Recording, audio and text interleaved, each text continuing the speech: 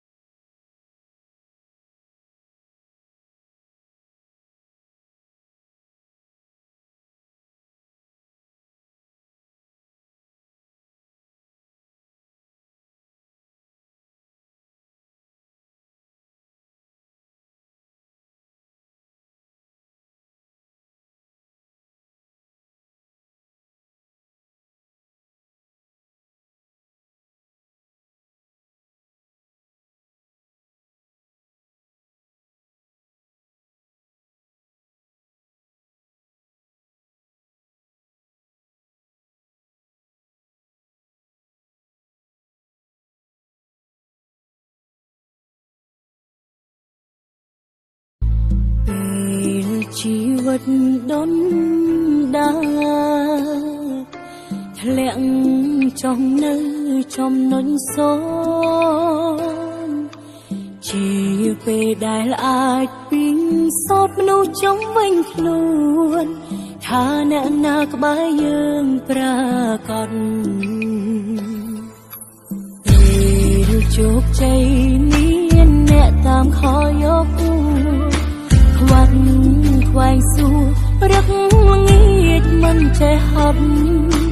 តែពេលបរាជ័យម្នាក់ស្ងៀមមិនមកគេចមុខលេងរាប់ដូចមនុស្សមិនស្គាល់គ្នា